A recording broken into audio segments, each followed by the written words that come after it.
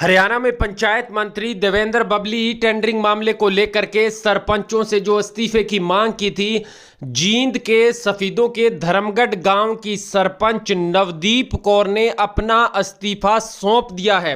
साफ तौर पर इस्तीफा सौंपा गया है, इस्तीफे की शुरुआत हो चुकी है और निश्चित रूप से अब सरकार की मुश्किलें बढ़ने वाली हैं, क्योंकि सरपंच अभी तक तो केवल सरकार का विरोध कर रहे थे और विरोध करने पर पंचायत मंत्री ने कहा था कि पावर पंचों को दे दी जाएगी।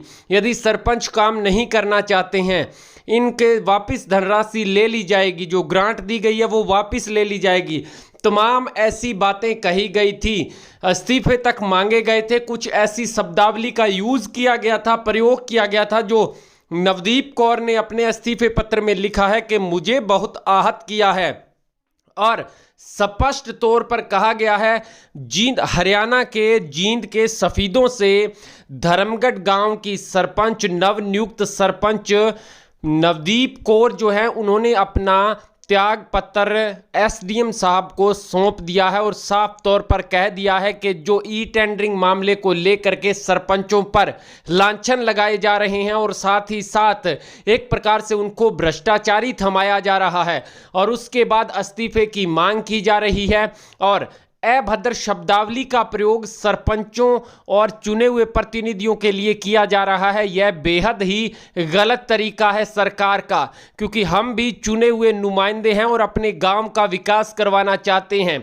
ग्रामीणों ने हमें चुन करके भेजा है और यही वो ग्रामीण हैं जो चुन करके विधायक और सांसद भेजते हैं। तो फिर केवल सरपंच ही भ्रष्टाचारी क्यों नजर आए हैं? यानी कि अब पंचायत मंत्री की चौतरफा घेराव की बातें सामने आने लगी है। केवल एक इस्तीफा मात्र दिया गया है जो सोशल मीडिया पर लगातार वायरल हो रहा है। कितनी सच्चाई है?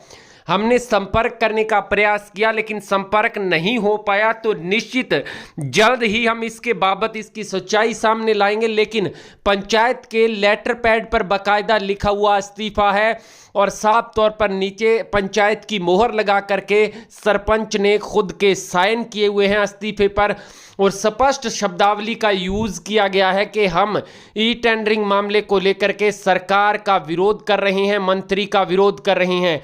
बावजूद सरकार हमें भ्रष्टाचारी का तगमा दे रही है और हम जनता के चुने हुए नुमाइंदे हैं, लेकिन जो नुमाइंदे जनता विधायक और सांसद चुन करके भेजती है उनको भ्रष्टाचार नहीं कहा जा रहा।